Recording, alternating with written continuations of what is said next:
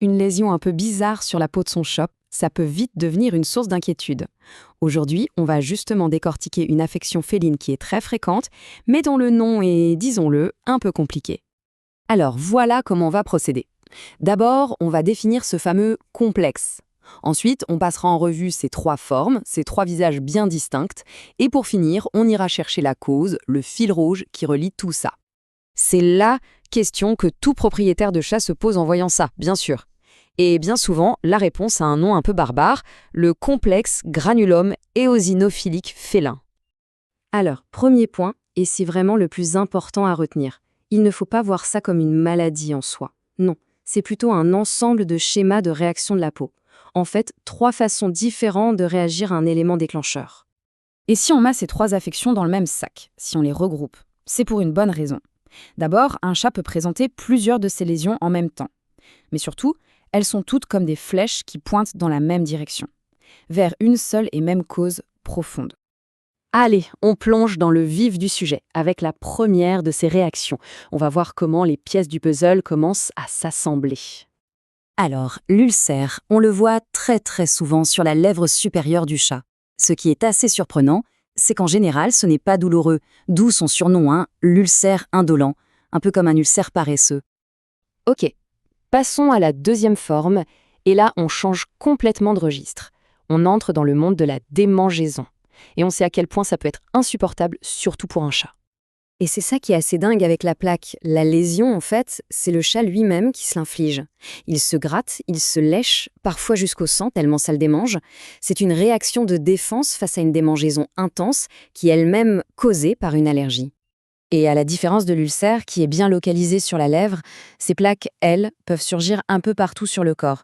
C'est vraiment le signe visible d'un grand inconfort pour l'animal. Ça ne trompe pas. Et voilà la troisième et dernière forme de ce complexe, le granulome. Encore une fois, c'est autre chose. Fini les plaies ouvertes et suintantes, ici on parle de nodules, de bosses bien fermes, qu'on peut sentir sous la peau. Ce qui est super intéressant avec le granulome, c'est que son emplacement est souvent un vrai indice. C'est presque une carte qui nous dit ce qui a pu se passer. Un gros menton, on pense aux puces. Sur les oreilles, ah, ça sent la picule de moustique. C'est un vrai travail de détective. Bon, récapitulons rapidement. D'un côté, l'ulcère, de l'autre, la plaque qui démange terriblement, et enfin, le granulome. Trois apparences, trois ressentis différents.